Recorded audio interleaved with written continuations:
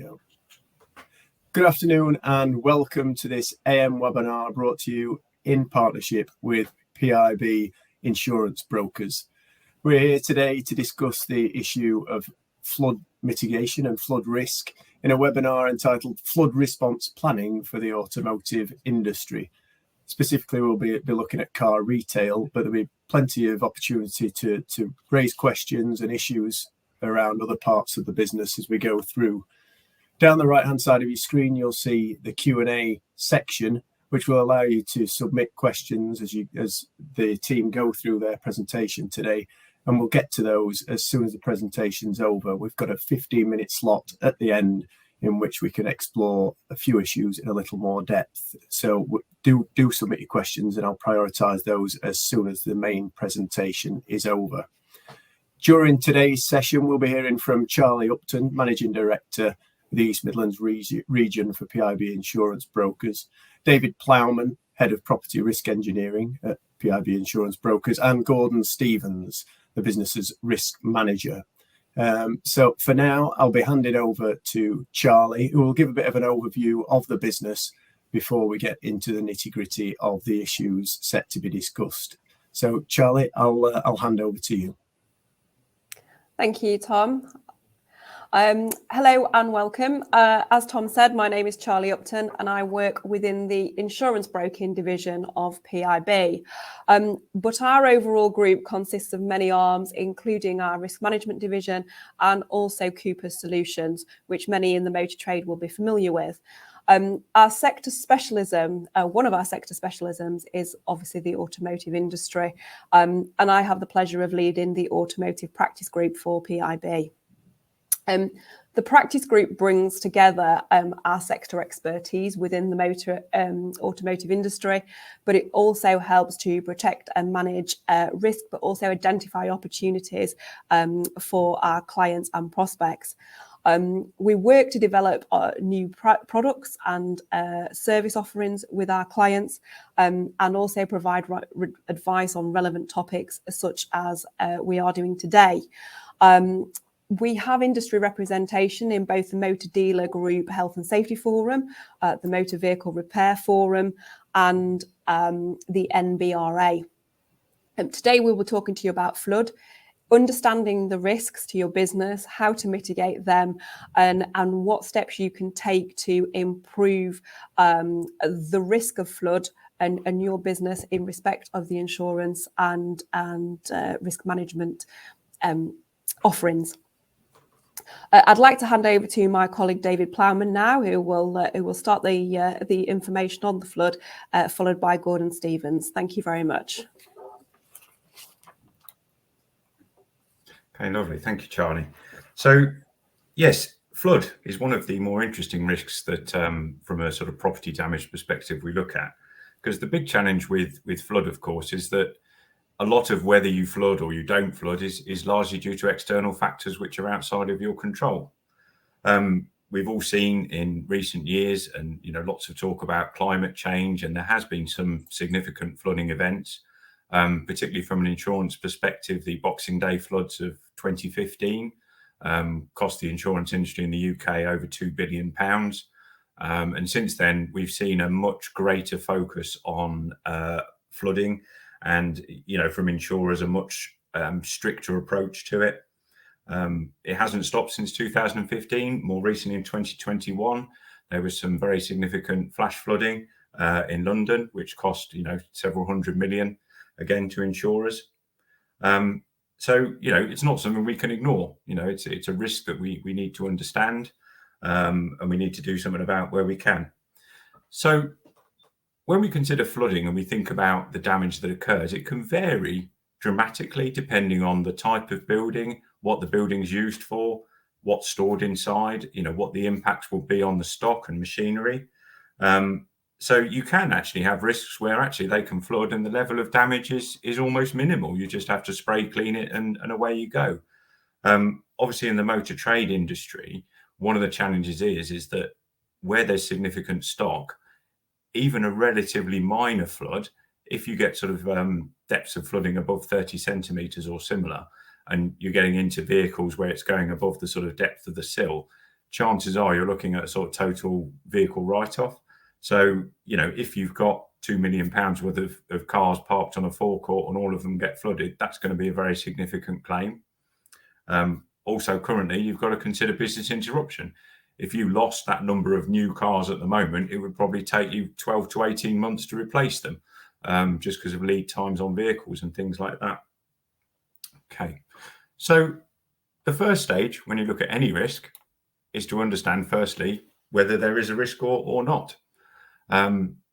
So there are various types of flood risk. For the purposes of this, we're looking at what we call the sort of catastrophic flood risk. So we're looking at coastal flood risk, risk in relation to sort of rivers or fluvial flood risk, and then surface water risk. Coastal risk is generally better protected in terms of coastal defences, things like that. Rivers are far, far more challenging because there's sort of an assumption that the Environment Agency maintain all rivers, but that is very much not the case. A lot of them are down to local landowners and things like that. As farming practices have changed and things over the years, I'm not sure that they're maintained in quite the way they used to be. And surface water is an interesting one.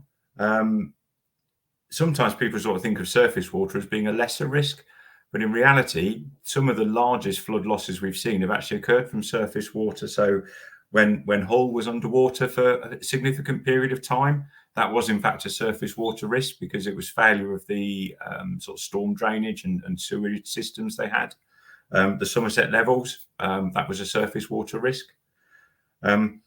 So when you think about flood risk, it's worth always, for any premises, just checking, even if you're, 20 miles from the nearest river, it's always worth checking and just seeing if there is a flood risk.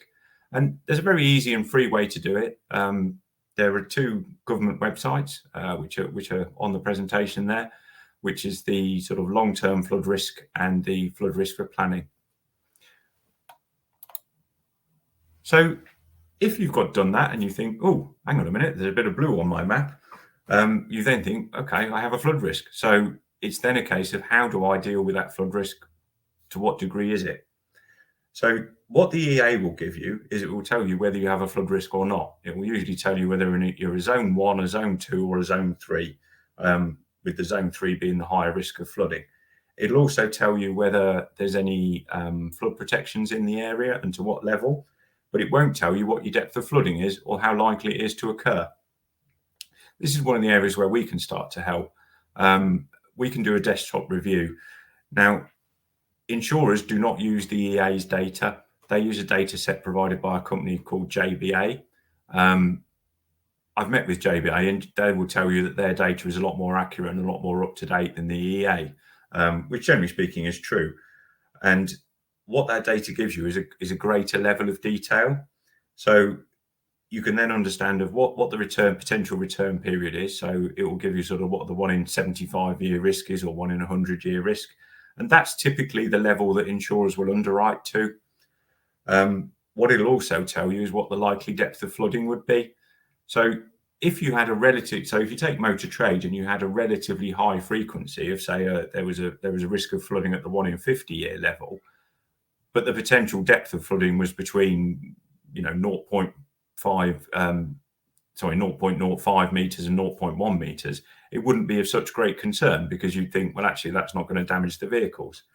Whereas if you looked at the other way and you had, say, just a 1 in 100-year risk, but the depth of flooding was 0.5 to 1 meter, then actually your risk would be greater. So it's very, very important to understand what the flood risk is. Now, what I would say is flood mapping data is pretty broad brush. So it doesn't pick up individual buildings and what might have happened with those. So if you've got a brand new building, for instance, that's been built, that building will have had an element of flood consideration in its planning and construction, and the flood mapping won't pick that up. It only picks it up at fairly base level.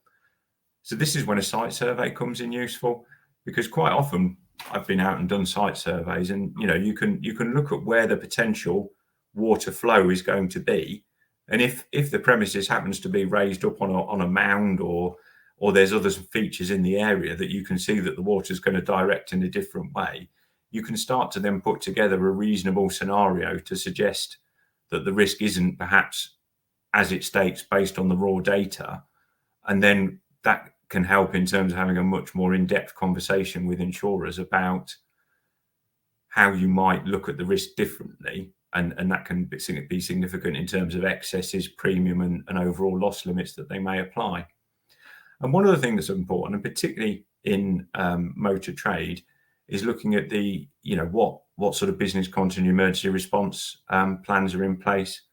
And that's something Gordon will come on and talk to you about shortly. But the beauty, of course, of vehicles is they're movable. But I shan't steal any more of Gordon's thunder from by talking about that anymore. So if there's a flood risk, which we've identified, and we understand it in terms of we know what the likely depth of flooding is, how it might impact on the business, what the sort of likely losses could be, you can then start to think about, well, what mitigating measures can be put in. Now, in the picture there, you can see a huge demountable flood barrier. Now, that is not a practical solution in 99% of occasions because the cost is significant. Unless you've got a very specific area that you can protect, in essence, the water just comes around the sides of the flood defence and comes back at your premises anyway. But there are lots of things that can be done. So, even simple things like looking at the positioning of electrics, looking at the floor surfaces that are used. We've seen with quite a number of premises, it usually happens after they've had a flood, is you can replace certain building materials with building materials that are not, going to be damaged in the event of a future flood. And that can significantly reduce the quantum of any flood loss. There are other measures to think about. So occasionally, if you've got a building, you'll see that, everything slopes down to one roller shutter door, or there are particularly vulnerable points, and you can look at putting flood barriers and things in place there. And sometimes you can look at areas wider than the premises. So a number of new premises we see now do have local water management systems in place, which may be catchment pools, sump pumps, that sort of thing. But also you can look at, planting trees, creating more, green spaces. They're very good at absorbing water, particularly if it's a surface water risk. But there are lots of things that can be done. But ultimately, with flood, you tend to ultimately end up with what we call a residual risk. It's almost impossible to completely eliminate the risk through mitigating measures and other things. So then what you need to do is think about, well, in the event of a flood or a warning of a flood, how as a business are we going to tackle that? Which leads me nicely on to hand over to Gordon, who's going to talk to you about emergency response and business continuity. Thank you. Thank you, David. So just going back to what David mentioned before, there is various methods that you can monitor your flood defences, but I suppose the key element in business continuity planning is preparation. Now, several hours of proactive planning can save hours of reactive doing. And I think that's a quote that isn't as likely in this case too, where in terms of business continuity or having a flood plan in place, it will help to mitigate and to proactively manage the incident rather than trying to resolve it on the back foot. Just in terms of a business continuity plan or a flood response plan, just on the screen there, you'll see a number of bullet points. And what I'll do is just talk you through each of these, just to give you a little bit of food for thought in each of these points. So as David mentioned before, just to clarify in your plan what the flood risk is as part of that, whether it that be a high risk, then you can look at different aspects and putting responses into play. One of the key areas or one of the key focuses is having an incident response team already aware of that they will be asked to support and be involved in leading and directing the response. Now, in terms of a leadership from there, that could be directed to a senior manager within the organisation, or someone who can gear the team up in order to respond to the incident. Also within that is having that documented in the process. Now, I've seen, as I've gone around different dealerships, where the use of social media has been quite useful in terms of having, not promoting any, but a WhatsApp group or a social media group where this can be, messages can be communicated quickly and consistently across the teams.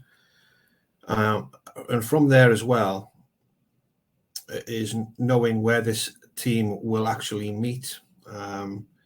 Or, you may be on site and there may be flash flooding or something, or predictive weather forecasts, where as a team you can discuss and preempt the measures. But if sometimes, we may get a downfall in the middle of the night, for example, and you may not be able to access the site for some reason, or look for localized flooding. For that reason, it's good to also have an off-site meeting point, and whether that is done via social media or video conferencing, that is again is a useful tool in order to have that in place and have that documented into the flood response plan. In terms of predefined locations, as mentioned before by David, there may be certain points on the actual complex which is on higher ground where vehicles could be moved on site, or potentially to move them off site to another location. This may be dependent on who you have close relationships with. You may have other dealerships where you can move vehicles to. You may have council car parks, or just somewhere where you can have that predefined location documented. There may be a compound where the vehicles can be moved to, or alternative garages within your dealership group. Another area is to have some action plans in place. Now, these can be quite specific to your organisation in terms of the actions to be carried out and by whom.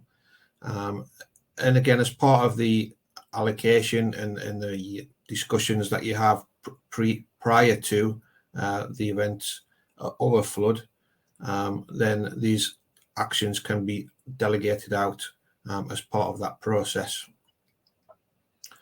Now, one of the important actions to take into account is being able to understand and have the information on where your utility points are for gas, water and electric, as you may have to evacuate and isolate these and turn these off as part of the procedures.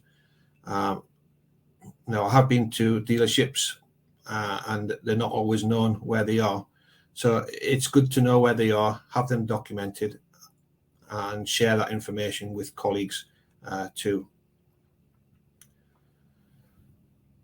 Now, as part of the incident itself, you will have opportunities to find out what went well and what could be improved. And now that is part of your incident debrief, and that's good practice to have as part of your learning development and improve the plans each time. And the other one is maybe a simple one. You may have contact numbers on the systems that you use for key providers and your key suppliers. But what happens if you can't access your systems electronically? Again, maybe good practice just to note down some of the key ones that you would need to have in place as part of that overall contacts to establish contacts rather. And in terms of an incident log, you may think, well, why do I need to have an incident log? There's a couple of reasons for that. One is to help just identify what your business priorities were at that particular time and the rationale on the decision for that action to be carried out. But also it gives you an opportunity to collate any supporting information that helped make that decision, but also it gives you an opportunity to document any costs that were incurred during that. And if in the event of an insurance claim, then you have something written down, you have something documented or logged in terms of the decision process that you went in and the costs that were incurred as part of that process. And again, that just makes it that little bit more smoother for you in terms of the insurance. You know, there is a number of actions that I mentioned before, having an action checklist that can be done simultaneously. They don't have to be done in any particular order. But just talking through some of these, something that David mentioned before was around monitoring the river levels or having in place a landmark or a trigger point.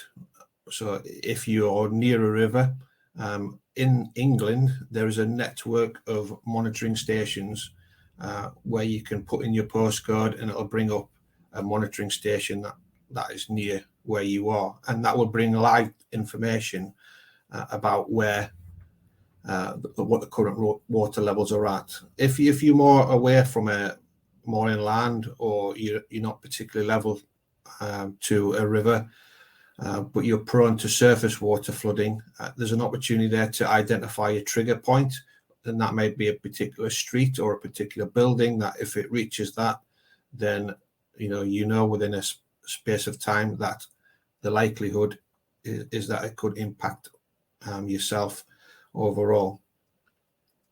So it's good to be able to establish them little bits of information as part of that.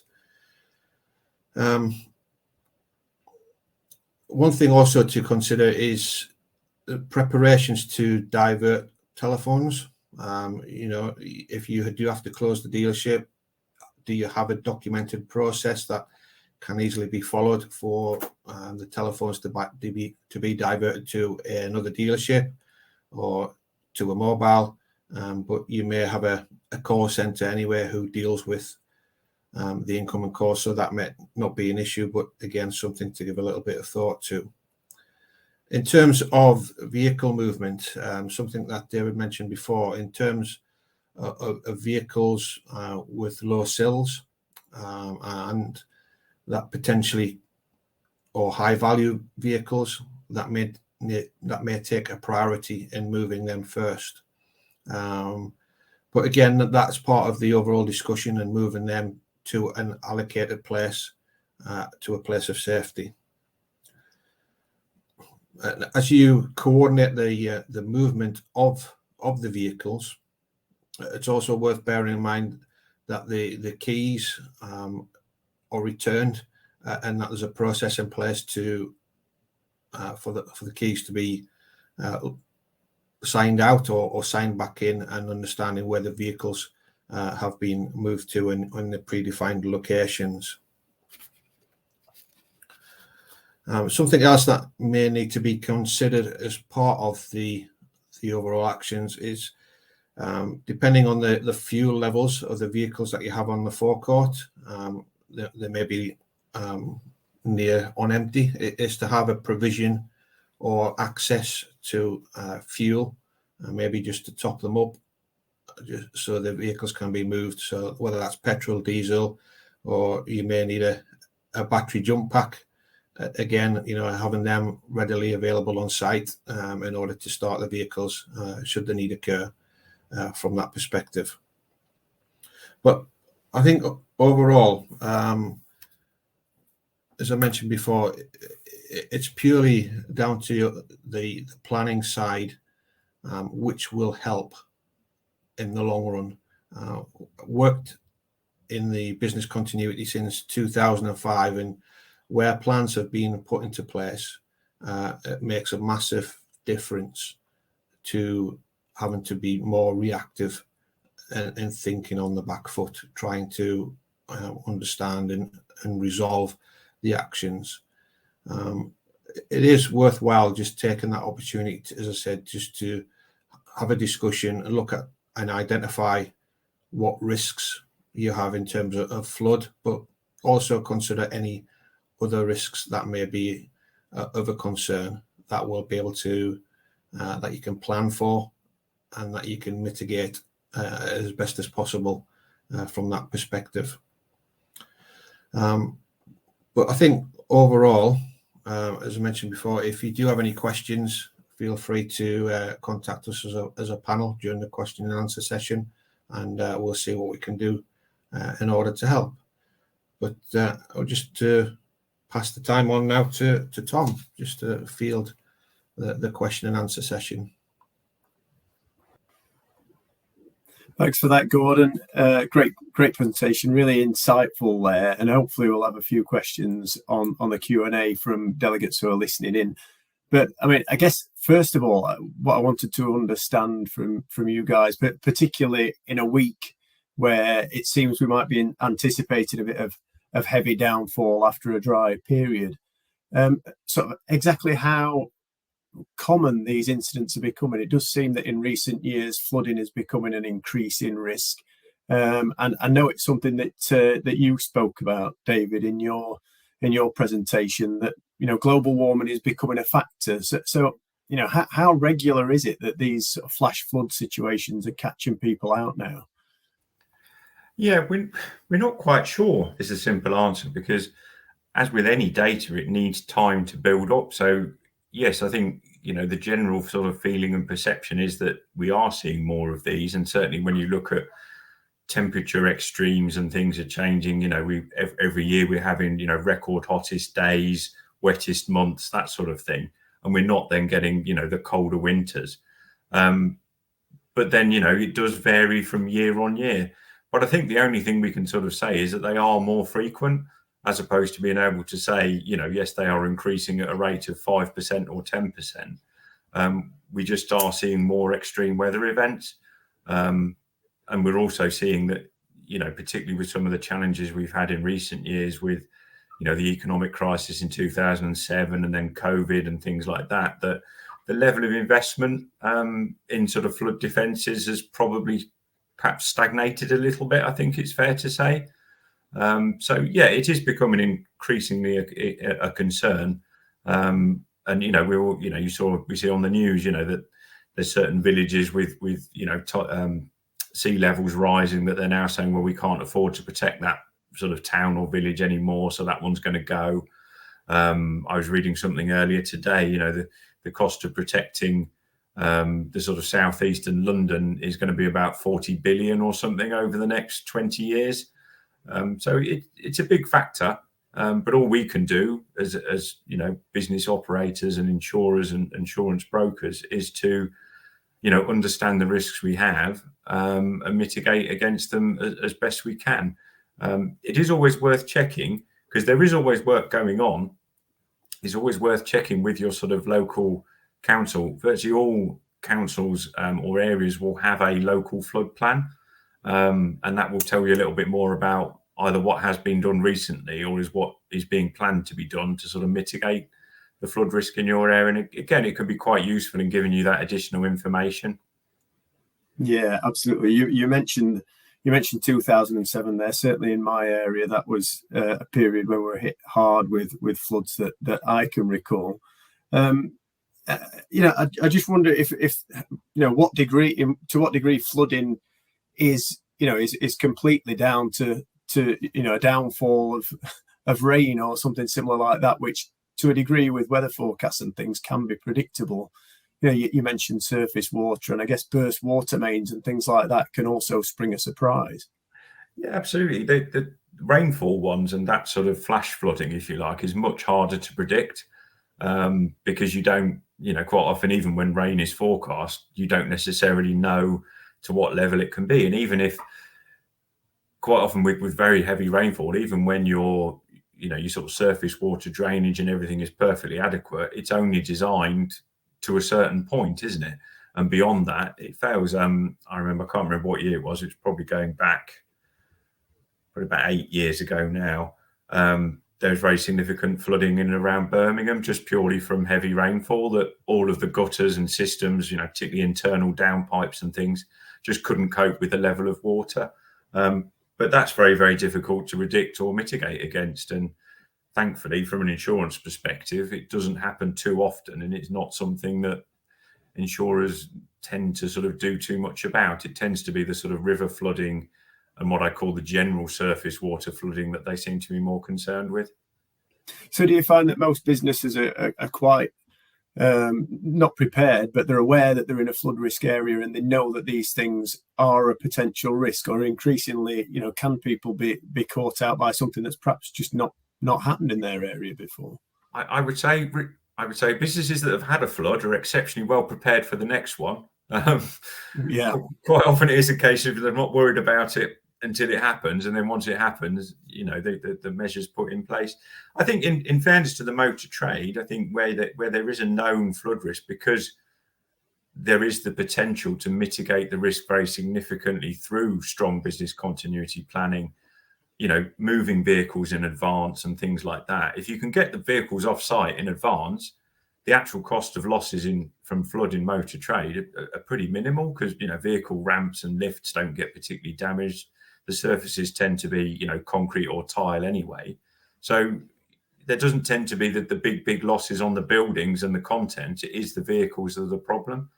So it varies. I mean, I think with risk management generally, it varies massively from business to business.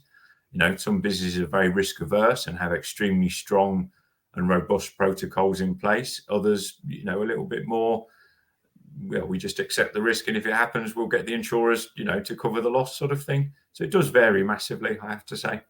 Yeah, absolutely. And we've touched on a little bit of your area of the business there, Gordon. I just wonder, you mentioned having that contingency plan in place. How important is it to empower someone to really keep a close eye on the risk factors as they sort of may become manifest, and put in place those measures that might allow people to mobilise cars and put in place the things that could potentially save the business an awful lot of money?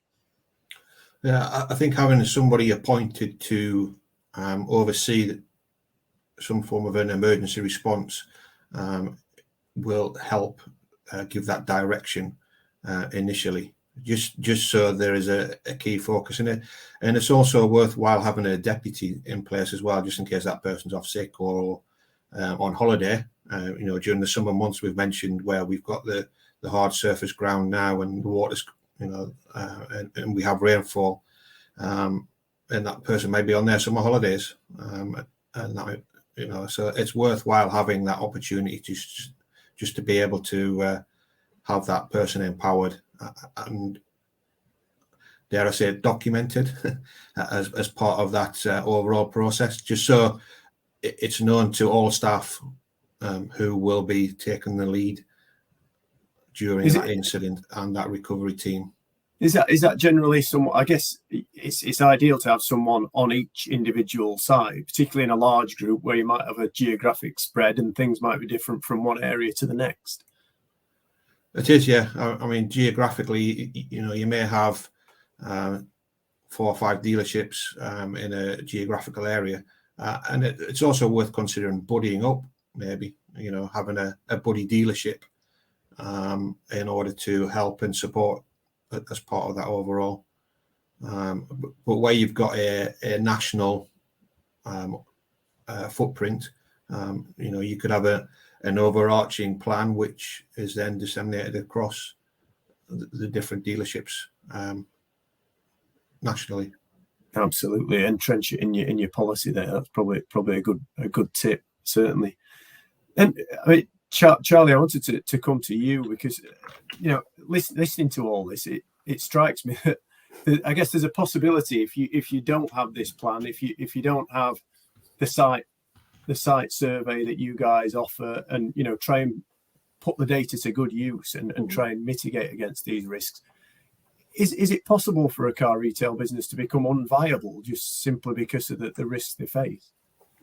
I think insurers Insurers have various different flood mapping tools of their own, which they've invested heavily in. So, and invariably, the obvious areas that have been prone to flooding before, it won't come as any surprise to dealerships or businesses in those areas that they are noted in a flood area from an insurer perspective. Where you tend to get a bit of a surprise, and as I say, insurers are getting more and more sort of reliant on these flood mapping tools that they've invested in, is where, as David's alluded to, areas where you have pluvial flooding, surface water flooding, which these maps are now designed to spot. So because they have invested heavily in it, they will sort of sit down with brokers and their clients prior to renewals and have discussions with them, either looking at increasing excesses, reducing flood cover completely, or in some insurers' cases, not actually wanting to insure those risks. So the idea of being prepared for those, having the flood tools in place, David, on the back of sort of David's survey and with the help of Gordon, on one of our clients specifically, we've actually managed to overturn a decision and actually instigate some better cover around a premium saving a client, because we could actually prove to the insurer that the client had mitigated their risk, that if anything was going to happen, it would be a minimal loss. So working with insurers early doors and not getting caught out by a surprise from them, I think is definitely key there. And what I would also add to what Gordon said about the BCP planning and moving the vehicles, again, if that's something that you are doing, engage with your insurance broker, engage with your insurer to let them know that you are doing that, because again, just part of that process in the event of a claim, it obviously makes things a lot more straightforward. But as Gordon said, it's all about planning ahead and engaging early with your insurers. If you can prove that you have got a good quality risk there, that you've done everything you can, insurers will look more favourably on that. And there are also companies and mechanisms out there to insure the likes of flood excesses and things like that. So there's a data sharing piece here as well. You're suggesting that the insurers will want as much evidence as you can get that you've got that plan in place and you're taking those measures. Yep, definitely. Especially, as I say, we've found a lot of clients who have been surprised that you come back to them and said, well, your insurer has you in a high flood area, and you usually get the response of, that's ridiculous, I've never been flooded, it's never flooded in 100 years, etc. And invariably it hasn't. But it's only going to take, as David alluded to, that once in 100-year flood that will catch those people out. Yeah, and the less prepared you are, the worse it will be. Mm-hmm, indeed. So, what sort of support do PIB offer at the first point of call if you get a new client that comes to you? Is the first step to get someone out there and do an audit of the site? I would recommend so. If we've got a client that we speak to and we know there's potential that it could be in a flood risk area, which we can, and the client, as Dave's alluded to, with the flood mapping, etc., can spot more or less, very quickly, should I say? We would get at the likes of David out there to do a survey on the site, and look at what mitigating procedures they have in place at the moment, whether that flood mapping from the insurer perspective is accurate. As I say, there are a lot more specific things per property that could have been done to mitigate the risk there. And then we can then present that to an insurer so that we are presenting the client's risk to the best possible light. Yeah, absolutely. It's a very good point to make. I guess I'll just nip back to David, because we've had a question. I've had a question through, and it looks like it might apply best to him. I just wonder if the sort of the prevalence of EVs in car retail has created new headaches for risk in car dealerships. Is that something that's become a bit of an issue when you're looking at sites? Yes, is the simple answer to that one. The more complicated answer is, yeah, electric vehicles, insurers again, are very nervous about anything new where we don't have a historical data set that they can work on as to what the likelihood and prevalence of a loss would be. There's lots of concerns around sort of thermal runaway with lithium-ion batteries. And there's a sort of a risk control document that's come out regarding sort of internal charging of vehicles. And the restrictions that you have to put in place to charge your electric vehicle inside are quite frankly absurd. It's almost sort of concrete bunker level of protection. And we have seen some restrictions, again, which initially were a little bit absurd on storage of electric vehicles externally. There was one we had where the insurer suggested that this was storage of Teslas, which of course are high value vehicles. And the insurer's initial suggestion was that they wanted a 10-metre gap around each vehicle in order to prevent fire spread from each vehicle. But when you pointed out, if you sort of had 10 Teslas that you then needed to store, you need an incredibly large area. So we did manage to agree something a little bit more sensible of putting them together in blocks and then creating fire breaks around the block. But yes, electric vehicles does create a challenge. And one of the challenges we have as brokers is insurers are very reluctant to take on or to lead on new risks and emerging risks. They like to wait and see what's going to happen with it before they sort of take the plunge, as it were. But we obviously do and have done lots of work with dealerships with electric vehicles, and it's only going to increase. But it is about working with insurers and trying to negotiate a compromised, acceptable position that everyone can work with.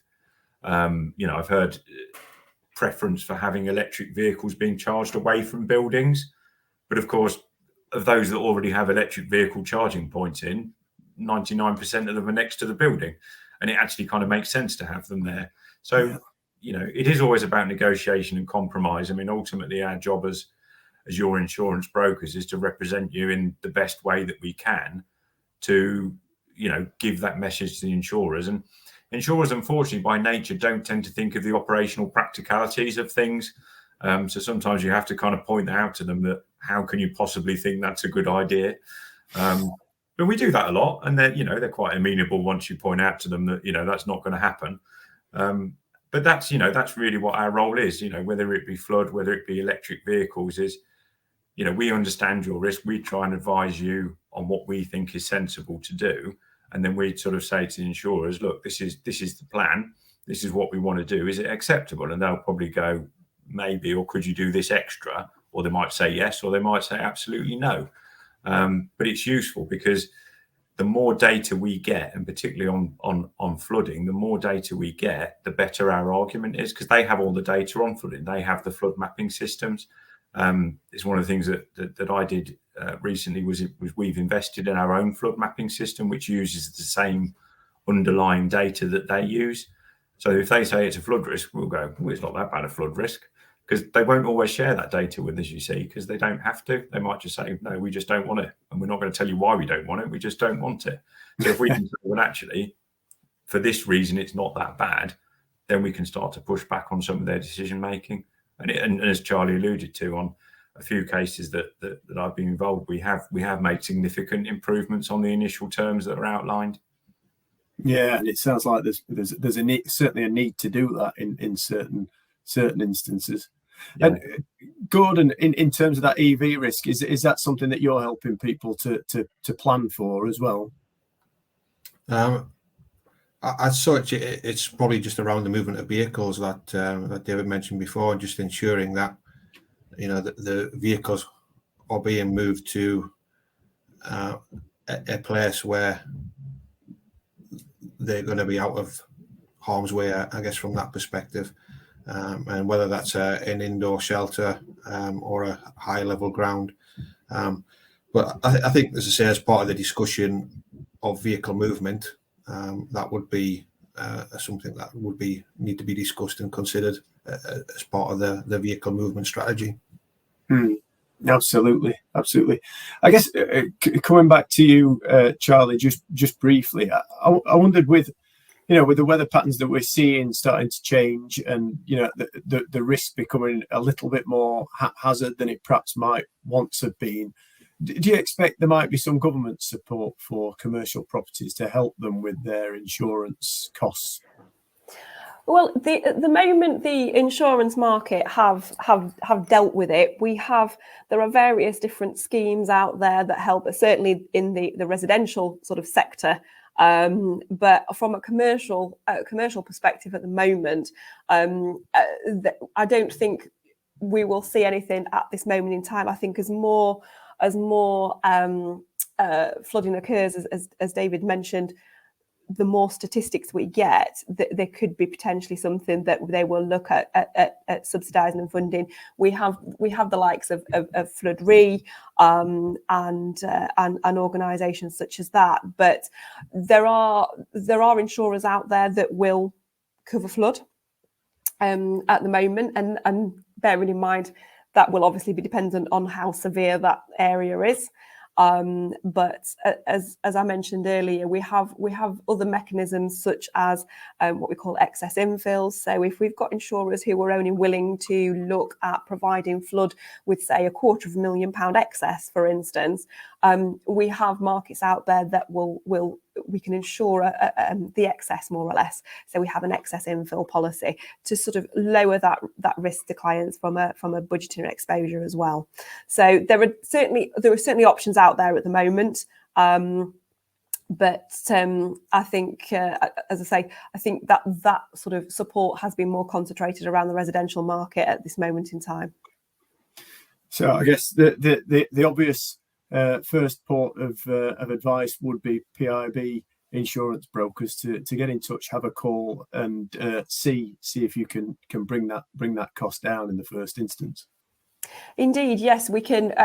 Sometimes it's not necessarily a cost situation with insurers. It's the actual terms that they're asking. And as David mentioned, some of the unreasonable sort of requests that you can get that are just impractical to the business.